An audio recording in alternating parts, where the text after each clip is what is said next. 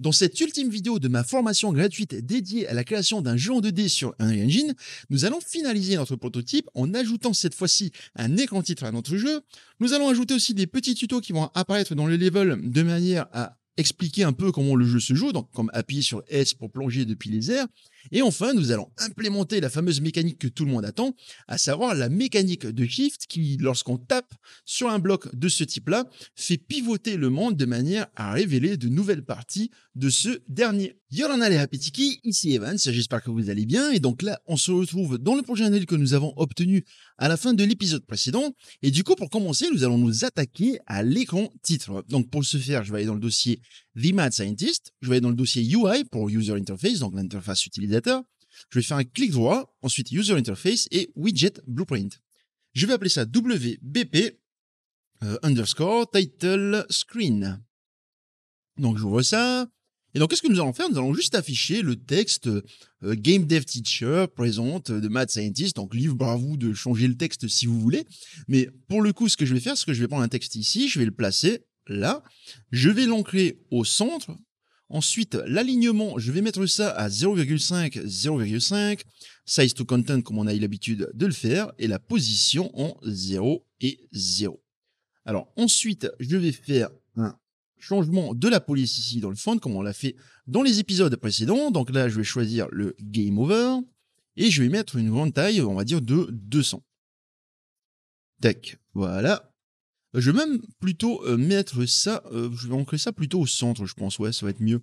Donc je vais ancrer au centre ici, la position je vais mettre à 0 et 0, l'alignement 0,5, je laisse tel quel, voilà. Ensuite, je vais changer le texte ici, je vais appeler ça Tech the Mad Scientist, et on va lui assigner une couleur de notre palette. Donc pour rappel, comment est-ce qu'on fait ça? On va dans le dossier Art, ensuite on ouvre la texture palette, je la réduis ici, et ensuite, je vais venir chercher la couleur du texte. Donc là, je clique là, je prends la pipette et je vais récupérer la couleur, la deuxième en partant de la droite. Donc le vert le plus clair. Voilà. Donc je clique sur OK. Ensuite, je vais réduire ça pour le moment parce que je n'en ai pas besoin. Et maintenant, je vais ajouter un autre texte cette fois-ci qui va être Game Dev Teacher présente. Donc, je vais sélectionner le texte que nous avons déjà ici. Je vais appuyer sur CTRL W pour dupliquer ce texte-là. Voilà. Je vais changer le texte ici. Je vais mettre du coup Game Dev Teacher présente. Voilà. Je vais mettre une taille de 70. Ensuite, je vais réouvrir ma texture Game Boy Palette, voilà, celle-là, et je vais prendre une couleur, cette fois-ci, la couleur grise. Donc celle-là, la couleur la plus à droite. Je fais OK, je peux fermer la palette, et cette fois-ci, la position, bon, je vais remonter un petit peu ça, donc peut-être quelque chose comme moins 200 en Y. Hop, tac. Moins 70, voilà, moins 75, hein. Je vais zoomer un petit peu pour qu'on voit mieux tout ça. Et je vais décaler un petit peu vers la gauche. Je vais faire moins 200. Ouais, voilà, c'est bon. Donc je compile, je sauvegarde et on peut passer à la suite. Alors, pour afficher l'écran titre que nous venons de créer, nous avons deux solutions. Soit nous utilisons le Add to Viewport tel que nous l'avons fait dans un épisode précédent, soit on va placer ce widget dans le monde. Alors, c'est ce qu'on va faire pour le coup, on va placer le widget dans le monde comme une sorte de panneau qui va être affiché au-dessus du personnage. Pourquoi? Parce que quand on va faire pivoter tout le monde, en fait même l'écran titre il va tourner et ça va donner un effet plutôt sympa. Donc comment est-ce qu'on va faire ça? Je pense que ça va être utile pour beaucoup de gens parce qu'on m'a déjà posé cette question plusieurs fois. Je vais faire un clic droit ici dans le UI, clic droit, je vais prendre un blueprint. Alors c'est un blueprint, mais du coup on va le mettre dans UI tout simplement parce que j'estime que c'est l'interface utilisateur qui est utilisée, donc on va pas mettre ça dans le dossier core. Donc je vais prendre un actor, je vais appeler ça BP underscore title screen. Je vais ouvrir ce truc-là. Je vais aller dans Add Component et je vais taper Widget. Donc là, il va me dire on peut ajouter un widget. Donc je mets ça. Je vais le mettre en route tant qu'à faire parce qu'il n'y aura que ça. Et là, en fait, ici, dans les paramètres, je vais me mettre sur la gauche. On a tout un tas de paramètres de disponibles et nous, ce qui nous intéresse, c'est le widget class. Donc je vais choisir ici et je vais prendre le WBP title screen. Donc là, vous voyez qu'il est affiché, mais qu'il y a un petit souci, c'est que ce n'est pas la totalité du widget qui est affiché. Et donc, nous, ce qu'on veut faire, on va changer la taille du dessin. C'est-à-dire qu'en gros, concrètement, qu'est-ce qui se passe? Lorsqu'on ajoute ce widget, c'est un peu comme une sorte de plane, un plan qui apparaît et sur lequel on va imprimer le widget. Donc, il faut définir la taille de ce plan-là pour que le widget puisse rentrer correctement. Et comment est-ce qu'on va faire ça? C'est simple, ici, on a la partie Draw Size. Donc, Draw Size, vous allez voir que si j'augmente le X, on a le reste du titre qui se révèle. D'accord? On peut descendre et tout. C'est un peu finalement la taille du plan sur lequel est plaqué l'écran titre. Donc, je vais mettre une valeur arrondie, comme quelque chose comme 1000 par exemple. Y500, on peut laisser tel quel parce que du coup, tout le titre est affiché. Et donc là, je vais compiler et sauvegarder et on peut fermer ce blueprint. Donc maintenant, je veux placer ce widget dans le monde, ici. Donc, comment est-ce que je vais faire ça? C'est simple, je vais le placer dans le monde. Je prends le title screen là, tac, et je le mets ici. Voilà. Donc là, j'ai plus qu'à faire une rotation. Hop, je vais mettre ça à 90. Ensuite, qu'est-ce que je vais faire? Je vais reculer un petit peu, là, voilà, pour le caler justement au-dessus du player. Donc, le X, on le met à 0. Le Y, on va le mettre un petit peu devant. Et le Z, on va le laisser à 400. Ouais, je pense que 400, ça peut être pas mal. Donc, si je lance l'exécution, on peut voir qu'il y a bien le titre qui apparaît. Donc, on va passer à la suite. Alors, je ne sais pas si vous vous rappelez lorsque vous regardez le gameplay du jeu, mais en fait, dans le monde, il y a des petits textes, des petits tutos qui clignotent et qui indiquent ce qu'il faut faire. Donc, par exemple, lorsqu'on va lancer le jeu, ici, on a un petit texte qui va clignoter et qui va dire appuyez sur la touche espace pour sauter. Donc là, maintenant, nous allons implémenter ces choses-là. C'est une petite variation un petit peu du blueprint que nous venons de créer.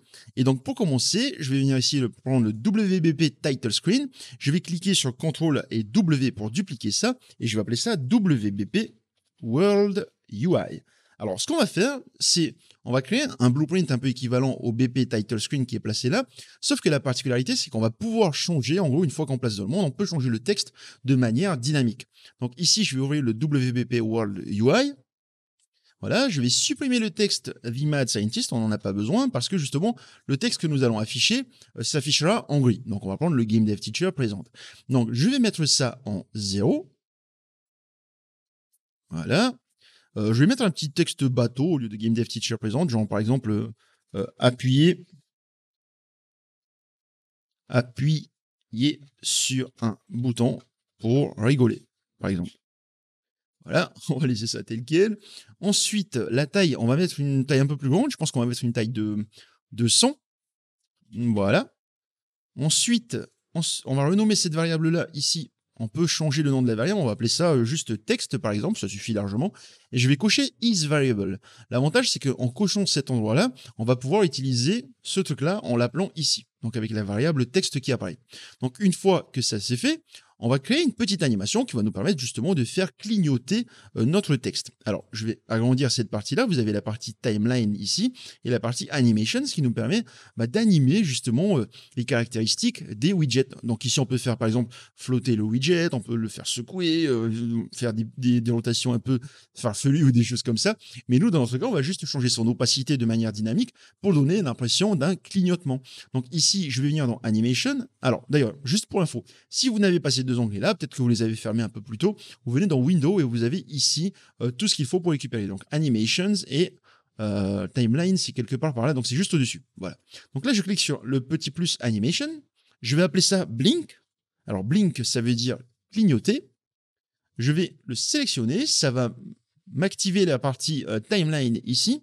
Donc là, je vais cliquer sur Track pour choisir quel élément est-ce que je vais modifier, enfin, qu'est-ce que je vais animer. Donc moi, je vais sélectionner texte, donc c'est le texte qui est ici. Voilà. Ensuite, je vais venir ici sur la partie texte qui est apparue, on va cliquer sur Track, et là, je vais choisir, alors, c'est Color and Opacity.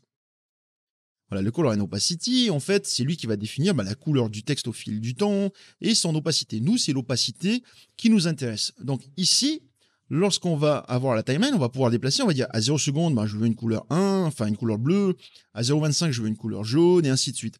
Donc nous, on va mettre ici à 0,25, on va sélectionner la partie A et je vais mettre 0. D'accord? Donc ce qui se passe, c'est qu'en fait, automatiquement, il a mis la première clé qui était à 1. Donc lorsqu'on va démarrer, on va avoir le texte qui va s'afficher ici. Une fois qu'on va avancer à 0,25, il ne sera plus visible. Et ensuite, à 0,5, là, on va le rendre encore visible. Donc, ce qui va se passer, en gros, c'est que si je lance l'animation, on peut voir que le bouton, il clignote. Donc, moi, je vais faire un petit truc, c'est que je veux que ça loupe, histoire que vous voyez un petit peu mieux. Donc, que ça boucle, je vais venir ici. On a la petite flèche, je vais cliquer sur ça, et ça va mettre Loop Playback Range. Donc, je vais faire play. Voilà. On a donc cette animation-là qui se joue.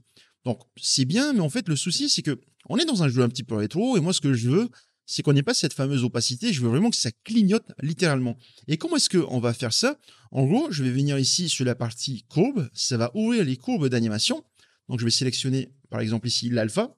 Il va m'afficher ce truc-là. Donc là, en fait, c'est la fameuse opacité qui s'affiche à l'écran, tout simplement, que vous voyez et tout. Donc l'opacité, elle est à 1, elle descend de manière plutôt fluide à 0, et elle remonte de manière plutôt fluide à 1. Donc nous, on veut que ce soit plutôt des clignotements et que ça change vraiment de... Comment dire ça, ça change de manière directe d'une valeur à l'autre. Donc comment est-ce qu'on va faire ça? On va sélectionner tout ça. Donc les trois clés que nous avons placées, donc les trois valeurs de l'alpha. Et ici, en fait, on va venir chercher constant. Donc on a plusieurs manières. Est-ce qu'on veut quelque chose de linéaire pour que ça monte et que ça descende de manière régulière? Nous, non, on veut un truc qui est constant, et on va prendre là ici constant interpolation. Vous allez voir ce qui va se passer. Voilà. Donc là, en fait, ce qui se passe, c'est que dès qu'on arrive ici à 0,25, bam, on descend à 0. Ensuite, ici, bam, on remonte à 1. D'accord? Et quel effet ça va avoir? C'est qu'en gros, là, vous allez voir que dès que je vais lancer l'animation, on a bien un truc qui clignote. Donc du coup, là, je vais faire pause ici, et on peut continuer l'implémentation. Donc là, je vais revenir dans mon graphe ici. Ensuite, je vais chercher la partie, est-ce que c'est pre-construct ou construct? Je sais plus, je crois que c'est event construct, donc c'est bien celui-là. Donc event construct, en gros, cet événement-là, c'est un peu comme le begin play du widget. Donc dès qu'il va apparaître dans le monde, il va lancer ce qui se trouve ici. Et nous, qu'est-ce qu'on veut lancer?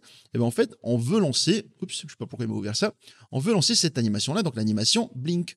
Donc je reviens ici, je vais prendre le truc blink ici, dans animations, je vais le placer là, cette variable-là, get blink, et je vais faire un play animation. Donc, le play animation, je vais brancher ça, et qu'est-ce que ça va faire? En gros, il va dire, bah, écoute, dès que tu apparais dans le monde, tu lances l'animation. Sauf qu'en fait, nous, dans la partie designer ici, bon, il y a un petit bug dans le reel, c'est pas grave. La partie designer ici, on a activé le loop, mais ça ne va pas l'activer de base lorsqu'on va placer le widget dans le monde. Pour qu'on puisse looper, il faut qu'on vienne changer la valeur ici. Num loops to play. Ici, en gros, il dit, ben, je vais jouer une fois et ensuite, c'est fini. Nous, on va mettre une valeur de 0. Pourquoi? Parce que si vous mettez la souris comme ça, il va vous afficher que si tu mets une valeur de 0, il va looper indéfiniment. Donc, du coup, je mets ça à 0.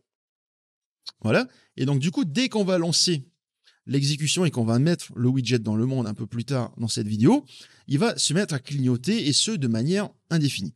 Donc nous, maintenant, on va passer à la création du blueprint. Alors, comment est-ce qu'on va faire ça? En gros, comme expliqué un petit peu plus tôt, nous allons créer un blueprint qui va être une copie du title screen, sauf que lui, à la différence du title screen, il va utiliser le World UI comme widget, et en plus de ça, on va pouvoir changer de manière dynamique le texte qui est affiché à l'écran. Donc ici, je vais prendre le title screen, je vais appuyer sur CTRL-W pour dupliquer ça, je vais appeler BP underscore world underscore UI. Voilà, je vais ouvrir ça. Ensuite, je vais aller dans le viewport, et ici, je vais sélectionner le widget en question, et je vais changer le widget, la classe du widget. Donc là, cette partie-là, je vais choisir WBP underscore world underscore UI. Voilà, donc ce truc-là, il va afficher appuyer sur un bouton pour rigoler. Donc ici, on va changer la taille du texte, on va augmenter un petit peu, je vais juste mettre quelque chose comme, je pense 2000, on sait jamais. Voilà, 2000, la hauteur de 500, elle suffit largement.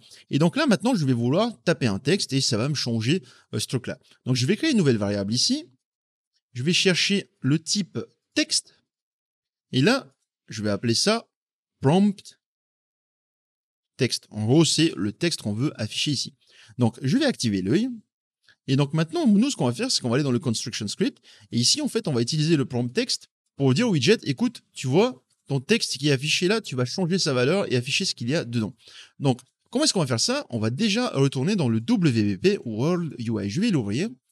Ici, il a encore ce petit bug. Bon, je sais pas pourquoi, mais je vais le mettre là, tant qu'à faire. Voilà. Ici, je vais venir dans le graphe. Et là, on a la partie texte. Donc le texte, c'est une référence vers ce fameux widget ici qui est affiché là et qui affiche du texte. Donc moi, je vais créer une petite fonction assez rapide. Je vais l'appeler change text, donc functions. Je vais appeler ça change text. Et en gros, qu'est-ce que ça va faire? Il va prendre le widget texte ici, get text, et il va faire un set text. Cette fonction-là, donc set text, le widget ici, cette fonction-là, elle va appliquer le texte que nous allons donner là au fameux widget qui est affiché ici. Donc là, je prends ce truc-là, je vais brancher là pour qu'on puisse donner en entrée, et là, je vais faire un return node. Qu'est-ce que ça va faire? En gros, en ayant créé cette fonction-là, on pourra l'utiliser directement dans le World UI sans avoir besoin de faire appel à cette variable. Donc là, je sauvegarde, je vais dans le World UI ici, et donc là, on peut continuer notre fameuse logique.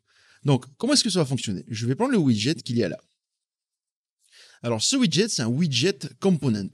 Le widget que nous avons ici, c'est un user widget. On peut voir ici sa classe. Donc là, ça ne va pas marcher si je fais un truc du genre change text. Vous voyez qu'il ne trouve pas la fonction en question. Comment est-ce qu'on va faire? Il faut qu'on tire ici un câble et qu'on fasse un get widget. À partir de ce moment-là, il va renvoyer ici, vous pouvez voir, un user widget.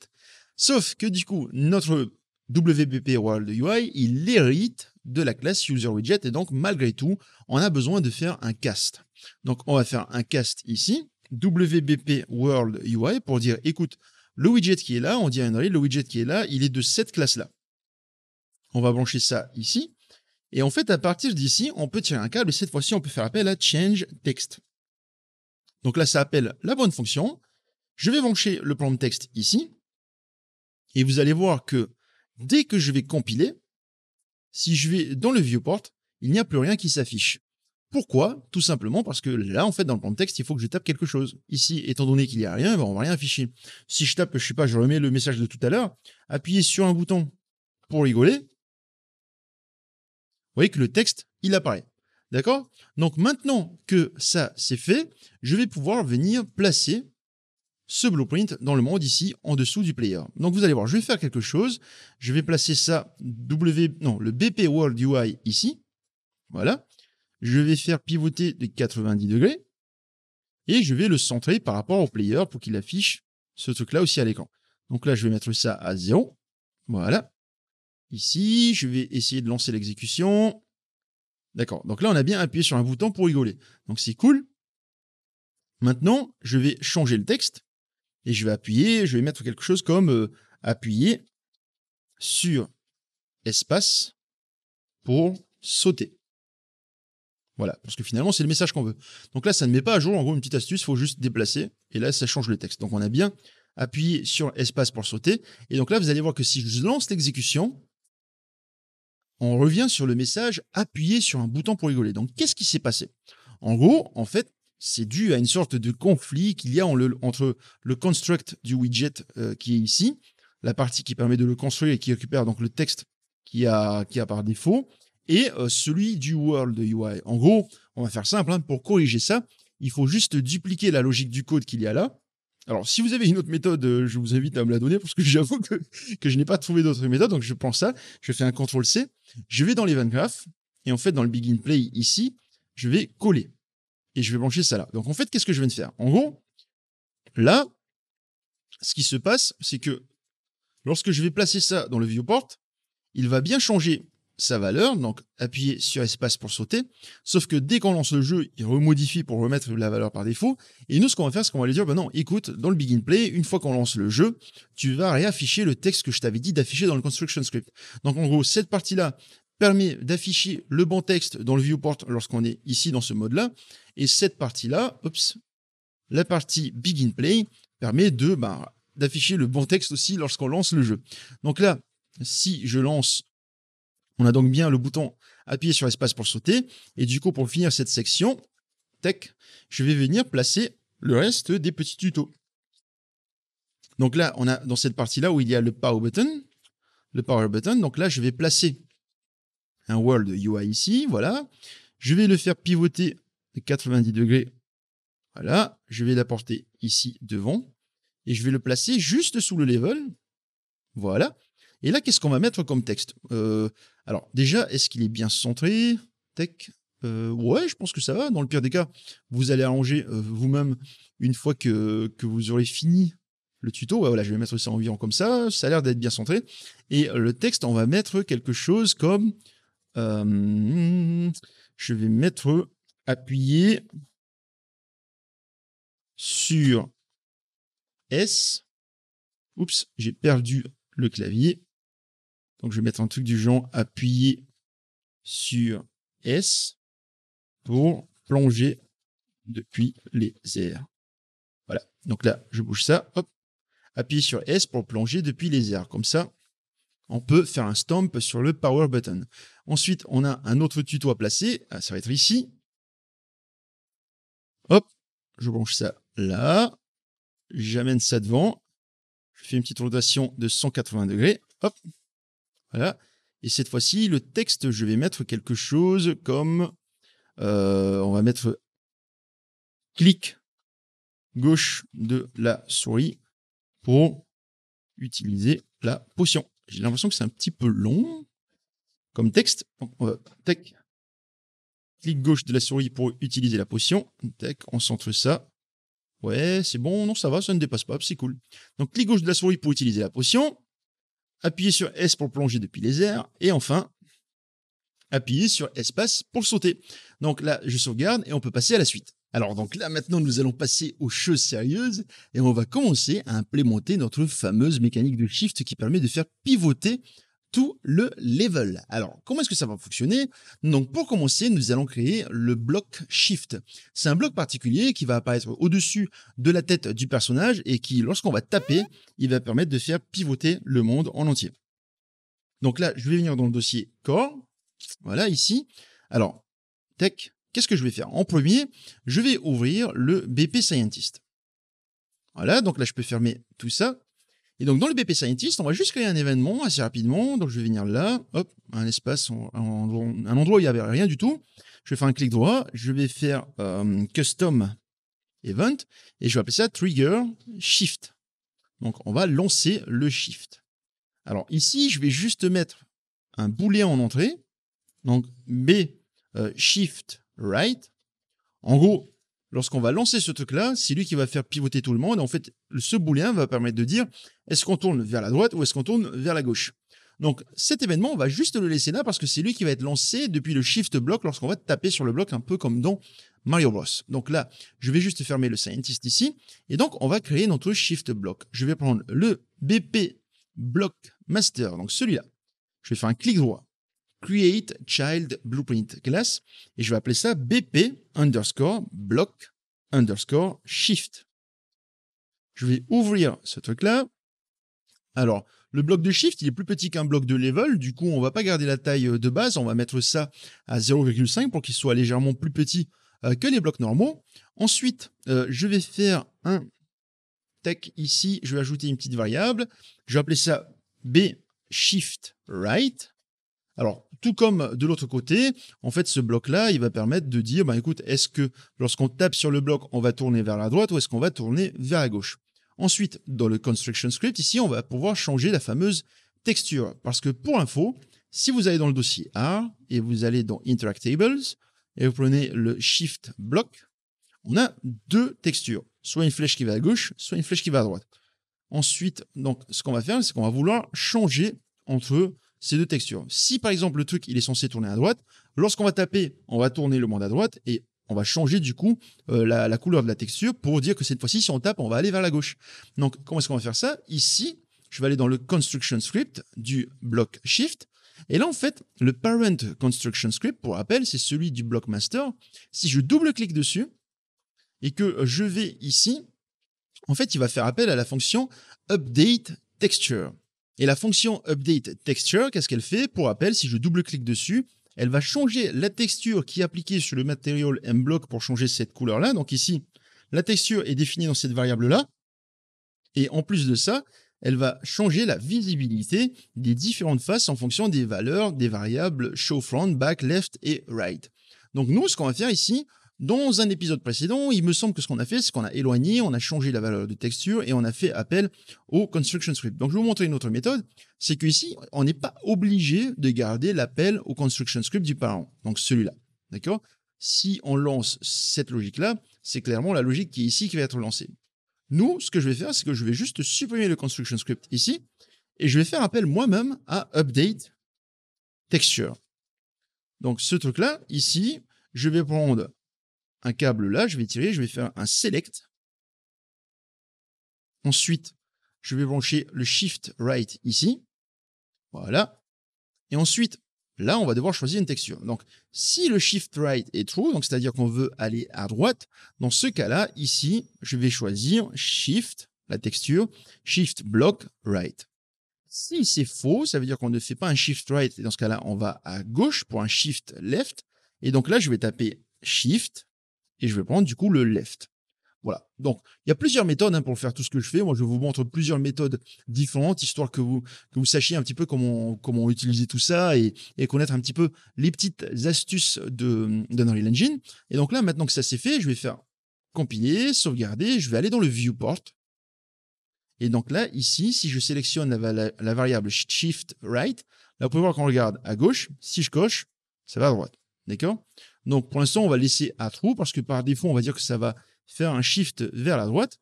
Et donc là, maintenant, je vais venir dans l'event graph. Donc, dans l'event graph, qu'est-ce que je vais vouloir faire? Je vais vouloir implémenter la logique qui, lorsque le joueur va taper sur ce truc-là, en fait, on va lancer la mécanique de shift sur le joueur. Donc ici, on a besoin de vérifier d'abord, dans un premier temps, si je sélectionne le cube là, je vais vérifier dans les collisions, est-ce que on bloque le player? Donc le pawn, c'est un player, voilà. On bloque le player, oui, c'est bon. Donc c'est-à-dire que le player, s'il saute, il va pouvoir taper sur ce truc-là. Donc comment est-ce que je vais faire? Je vais sélectionner le cube, je vais aller tout en bas, voilà, ici, et on a la partie on component hit. Donc je vais cliquer sur le petit plus pour ajouter un événement on component hit. Ensuite, ici, donc cet événement-là va être appelé à chaque fois que quelque chose va hit le cube, c'est-à-dire qu'il va taper dans le cube en quelque sorte, que ce soit le player ou un projectile. Donc, une fois qu'on arrive ici, nous, ce qu'on veut dans un premier temps, c'est qu'on va vérifier déjà, est-ce que l'objet qui vient de me taper, il vient d'en bas? Est-ce qu'il me tape à partir du dessous? Donc, pour faire ça, en fait, c'est simple. Ici, on a le hit. Le hit, en fait, représente l'ensemble des informations, on appelle ça le hit result, qui donne des informations liées au hit. La direction, l'impact, la position, les choses comme ça.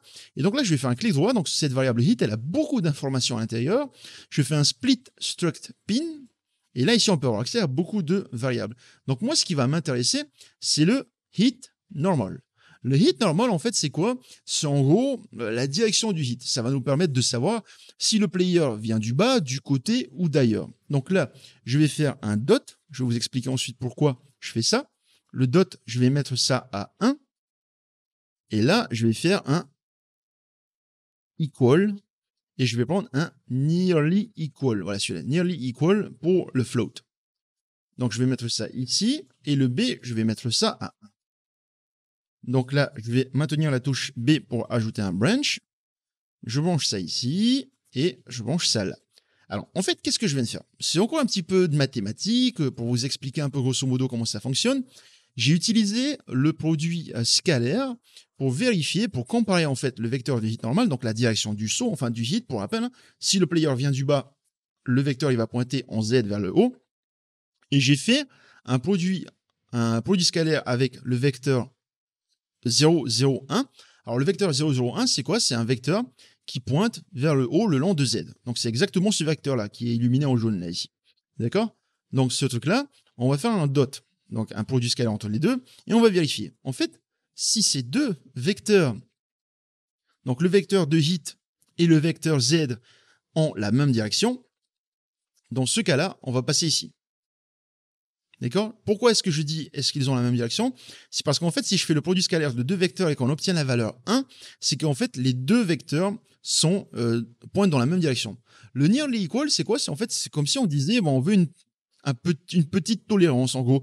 Là, par exemple, si j'avais mis une tolérance de 0,1, en fait, en vrai, on aurait demandé, est-ce que cette valeur-là, elle est comprise entre 1 moins 0,1 et 1 plus 0,1, c'est-à-dire entre 0,9 et 1,1.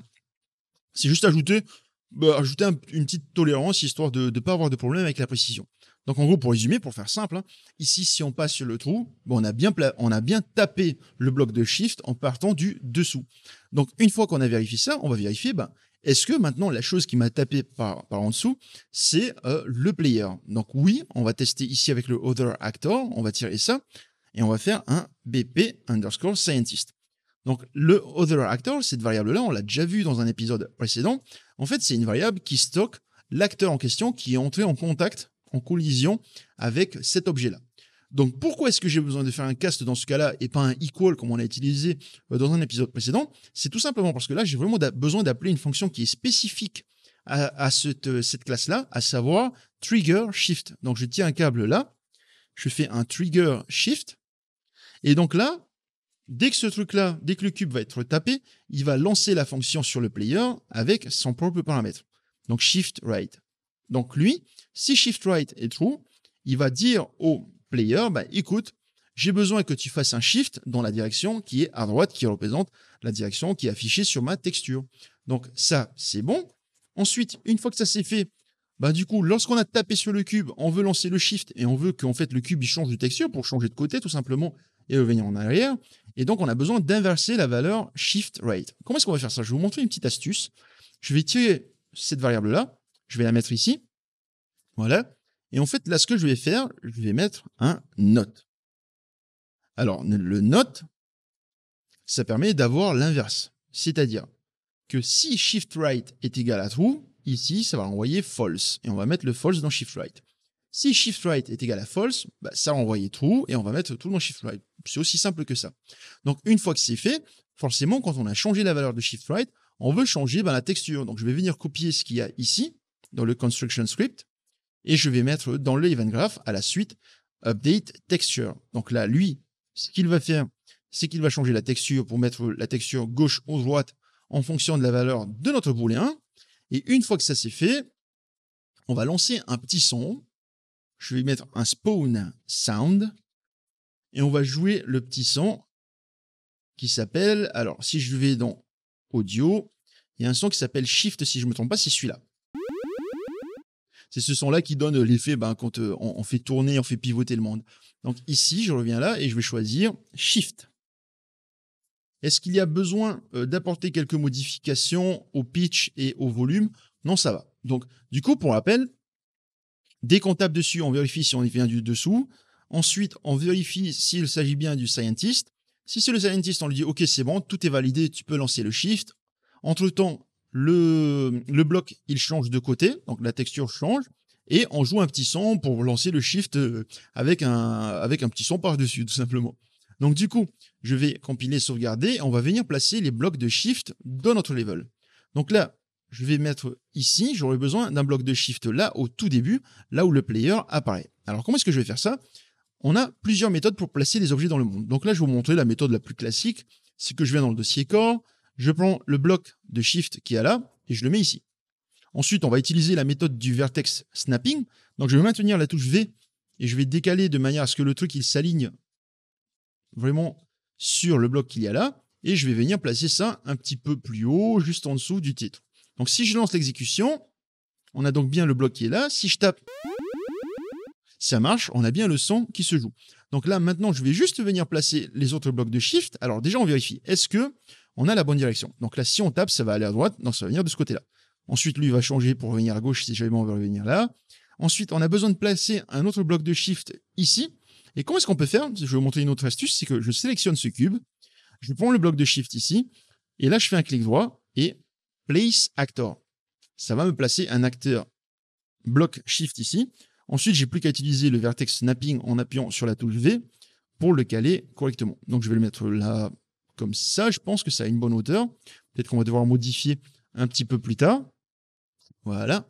Ensuite, d'ailleurs, ça tombe bien parce que arrivé à ce stade-là, vous voyez le bloc shift qu'il y a là-bas. Si on utilise si on lance le jeu, on risque de le voir en fait. On risque de voir le bloc shift qu'il y a là-bas.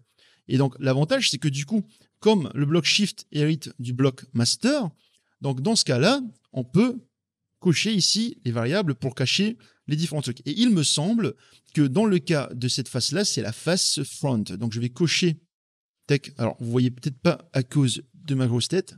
Voilà, donc là, ici, il y a les différents trucs. Je vais mettre ça sur fond, décocher, non. C'est lequel? Donc, c'est le left. Voilà. Comme ça, au moins, lorsqu'on va pivoter, on ne va pas voir le truc là-bas et on n'aura pas l'impression qu'il y a un bloc de shift au-dessus. Donc, le shift, il est placé là et il nous reste un dernier à placer ici. Donc, pareil, je fais un clic droit, tac, et bloc shift. Comme ça, je le place correctement ici. Donc, je maintiens la touche V.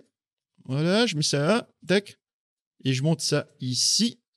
Voilà, il faudra faire attention là parce que peut-être qu'il va être gêné pour venir sur l'autre côté. Et donc, juste pour le fun, on va sauvegarder et on relance l'exécution pour entendre ce joli petit son. Et on peut passer à la suite. Et là, maintenant, qu'est-ce que nous allons faire? Nous allons donc implémenter notre fameuse fonction Trigger Shift. Donc, je vais ouvrir le BP Scientist. Et en fait, avant de commencer à coder tout ça, ce qu'on va faire, c'est que je vais venir dans le Viewport. Et ici, je vais prendre le Scientist, le Self. Là, ici, vous allez venir décocher l'option Use Controller Rotation Yo. Alors, pourquoi? Tout simplement parce qu'en gros, si on utilise ça, c'est comme si on disait que, en gros, c'est le stick droit d'une manette qui permet de contrôler la caméra. Nous, on ne veut pas que le stick droit contrôle la caméra. On veut que la caméra soit constamment placée au même endroit et qu'elle suive constamment le joueur, qu'elle ne soit pas influencée par le stick droit. C'est aussi simple que ça. Si vous oubliez de décocher ça, ça risque de ne pas fonctionner. Donc là, je vais compiler, sauvegarder. Ensuite, je vais venir dans les 20 graphes. Et là, je dois vous avouer quelque chose. Alors, depuis le début, je vous ai dit qu'on allait faire pivoter le level. Mais en fait, on ne va pas faire pivoter le level parce que c'est beaucoup trop compliqué hein, de sélectionner tout ça et de faire une grosse rotation et tout. Ça risque d'être vachement compliqué.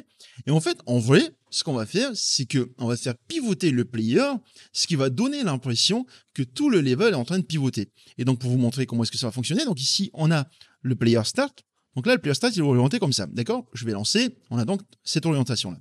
Si je prends le player start et que je le fais pivoter de ce côté-là, regardez bien ce qui se passe dans la partie rotation ici.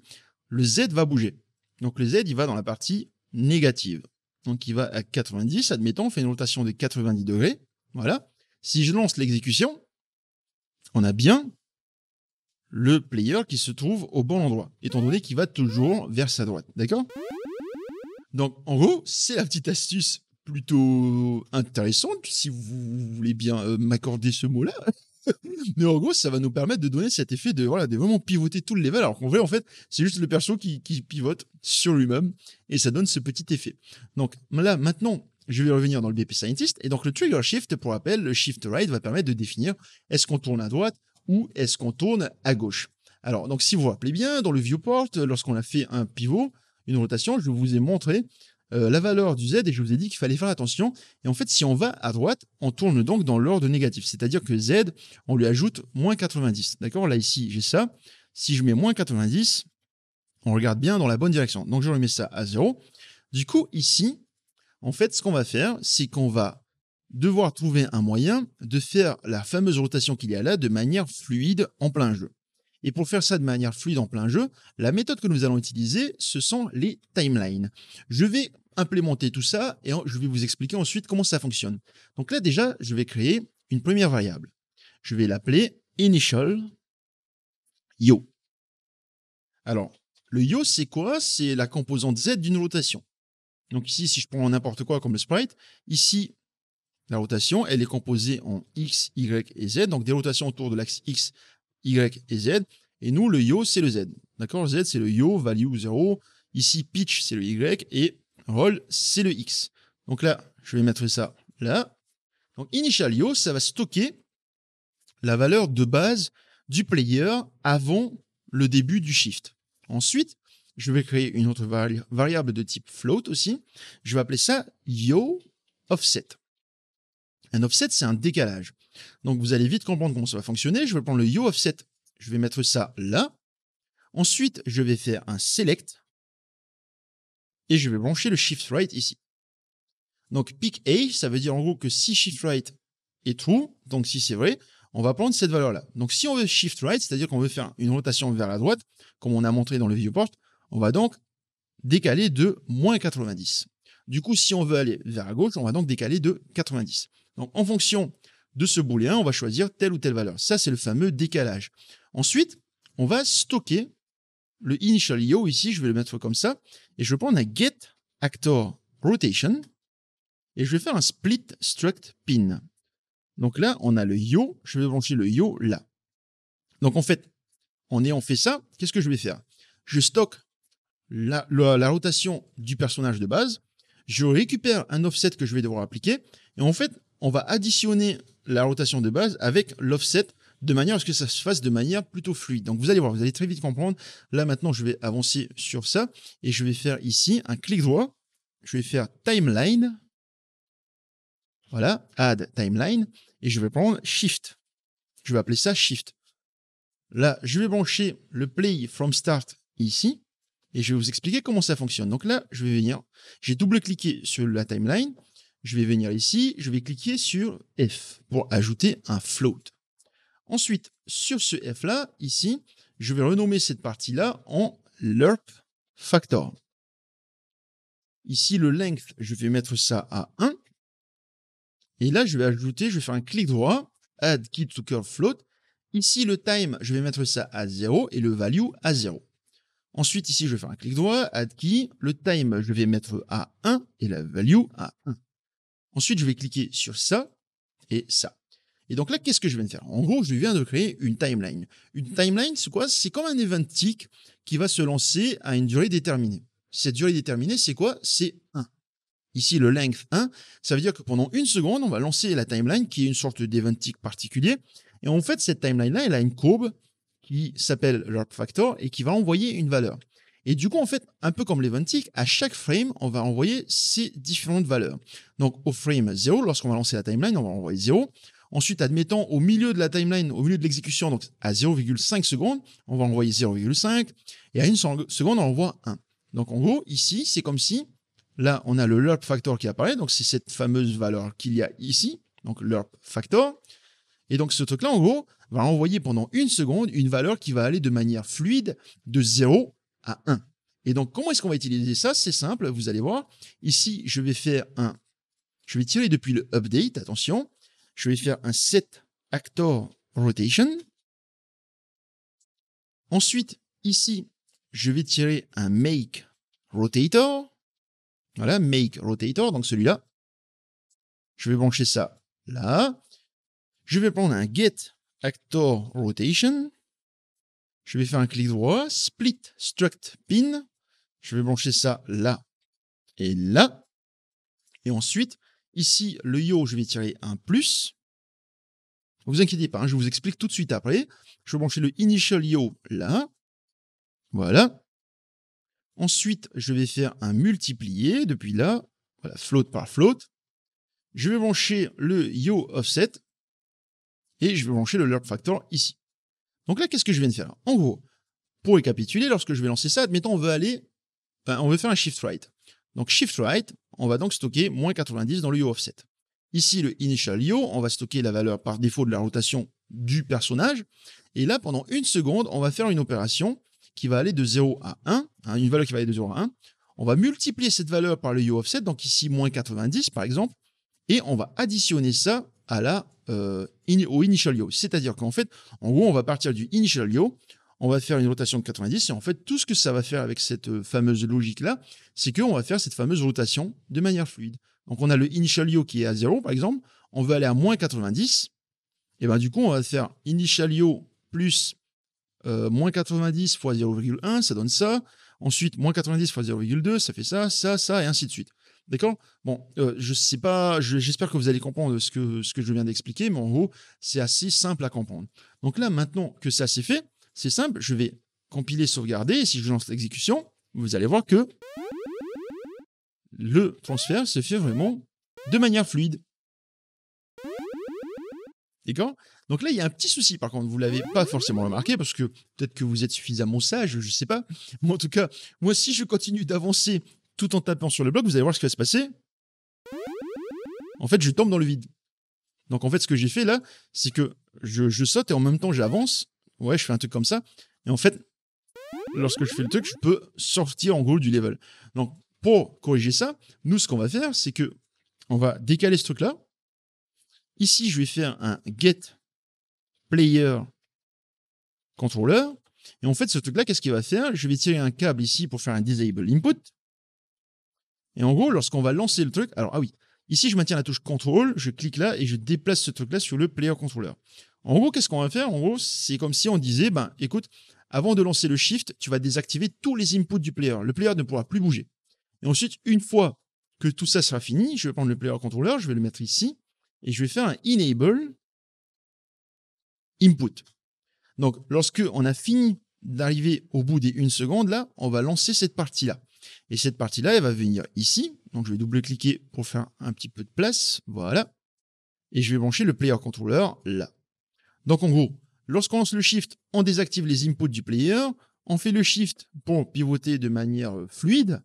Et ensuite, on redonne les contrôles au player. Donc là, si je compile et que je lance l'exécution, vous pouvez voir que cette fois-ci, on ne peut plus se déplacer pendant le shift. Mais c'est pas tout, parce que nous allons encore faire quelques petits ajustements à notre jeu avant de terminer cette formation gratuite. Alors, il y a 2 ajustements que j'aimerais faire sur notre jeu. Le premier ajustement, c'est le fait de fixer la caméra. Alors, qu'est-ce que j'entends par fixer la caméra? Donc là, si je lance l'exécution, vous voir que si je saute, en fait, la caméra, elle suit le player et même dans la hauteur. C'est-à-dire que quand il saute, la caméra prend de la hauteur. Et du coup, ça a quelques problèmes. Comme par exemple, ici, vous allez voir que si je tape là, on n'a pas la visibilité sur la totalité du level. Or, du coup, on n'utilise pas la majorité de l'espace que nous avons de dispo. On peut voir en bas qu'il y a du vide alors qu'on aurait pu relever la caméra pour voir tout ce qu'il y a au-dessus. Donc là, la méthode que je vais vous montrer, elle est assez simple à mettre en place. Il y a plusieurs méthodes, encore une fois. Celle-ci, c'est une méthode qui fonctionne. C'est pas forcément la plus efficace pour le coup, mais je me dis que ça permet de faire le fixe assez rapidement. Donc là, qu'est-ce que je vais faire? Je vais dans les Ventic du BP Scientist. Je décale ça. Ensuite, je prends la caméra. Je la mets ici. Je fais un Set World Location. Voilà. Ensuite, ici, je vais faire un Split Struct Pin pour casser en fait les différentes composantes de la position. Je vais cocher le téléport pour que le déplacement ne soit pas influencé par les collisions. Et la caméra ici, je vais tirer, je vais faire un Get World Location. Donc, je fais un Split Struct Pin ici. Je branche ça là, là et ça ici. Donc, concrètement, qu'est-ce que je viens de faire? En gros, au début de chaque frame, donc à l'Eventic ici, je vais dire à la caméra, écoute, la position que tu es censé avoir, donc le Get World Location, tu vas garder la même, sauf pour la composante Z. Donc la composante Z, c'est celle qui permet d'aller de haut en bas. Donc, peu importe si tu sautes, si tu te baisses ou si tu descends des marches d'escalier, en gros, tu vas respecter cette valeur que je vais injecter ici. Et donc, j'ai fait plusieurs tests avant cette vidéo, et il me semble qu'une valeur de 30 a l'air d'être plutôt potable. Donc, je lance ça. Voilà. Donc, on a bien la caméra qui ne bouge plus, là, peu importe si je suis en train de descendre des escaliers ou que je saute. Et on a la visibilité sur la totalité du level. Donc là, je vais quand même aller jusqu'au bout pour voir si tout est OK. Voilà.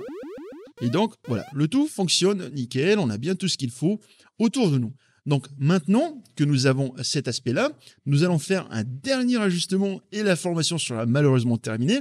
C'est que nous allons ajouter de la musique qui a été faite par Monsieur Manoa Salmon, le sound designer de Happy Tiki. Les graphismes, il y a eu la magnifique miniature qui a été faite par Monsieur Moerani, le graphiste de notre équipe. Et du coup, pour placer à la musique, je vais venir dans Art, ici, et je vais venir dans Audio. Excusez-moi. Et genre, je vais prendre le A_BG Music. BG Music, en fait, c'est le background music. Donc, je vais faire un clic droit et je vais mettre un Create Cue. Donc, si on clique sur Play, ça donne un petit peu ça. D'accord? Donc là, comment est-ce qu'on va faire pour placer cette musique dans le monde? C'est simple. Je vais la prendre et je vais la placer dans le monde. C'est tout. Donc, je prends ça, je glisse ça là. Je mets une position de 0, mais bon, ça n'a pas forcément d'importance, hein, c'est juste histoire de centrer tout ça là où il faut. Et donc là, si je lance l'exécution, vous pouvez voir que notre jeu est complètement terminé. Donc là, je vais profiter pour faire un petit run du jeu, histoire de voir tout ce qu'on a fait. Donc on a fait l'écran titre, on a fait la mécanique de shift, on a fait les animations de notre personnage, on peut se déplacer, faire un stomp, se baisser lorsqu'on se déplace. On peut aussi faire un shift et tout. On a les power blocks et les power buttons que nous avons implémentés ici qui permettent d'exploser et de faire communiquer les différents acteurs entre eux. Ensuite ici, bon pareil, mécanique de shift. Et là, on a la partie qui permet d'utiliser la potion pour tirer sur des caisses qui vont nous permettre d'accéder à la porte de sortie du laboratoire. Donc là, je vais cliquer sur Quit Game pour sortir du jeu. Et donc, Unreal Banana 2, c'est fini. Donc, en attendant, pour ceux qui ne le savent pas forcément, je suis en train de préparer une formation payante avec les copains, une formation payante sur la 2D qui va vous apprendre énormément de choses. Si j'y pense, je vais mettre quelque chose ici à ma gauche, du coup, pour vous montrer un peu ce qu'on va faire dans cette formation-là. Ça peut vachement vous plaire. Je pense qu'on va aborder, enfin non, je pense pas, on va aborder des choses qui sont vraiment plus complexes que ce que nous avons vu ici et qui vont vous être utiles aussi bien pour de la 2D que pour de la 3D. Donc, comment est-ce que vous pouvez être tenu au courant pour la sortie de cette formation? C'est simple, dans la zone de description ci-dessous, vous avez un lien qui vous permet de récupérer un personnage gratuit directement sur notre site. Ça va nous permettre d'obtenir votre adresse mail et vous allez être informé lorsque cette formation 2D va sortir courant 2021. Donc voilà, c'est tout pour moi. J'espère vraiment que cette formation vous a plu. Si c'est le cas, n'hésitez pas à laisser un maximum de likes sur la vidéo et sur toutes les vidéos de la formation, commentez, partagez ça autour de vous, ça me ferait super plaisir. Et n'oubliez pas encore une fois que vous avez accès au projet final si vous devenez un Banana Avenger et donc un membre de notre belle communauté. Pour ma part, je vous dis à très très vite, c'était Evans, allez, ciao. Non, c'est moi que je veux.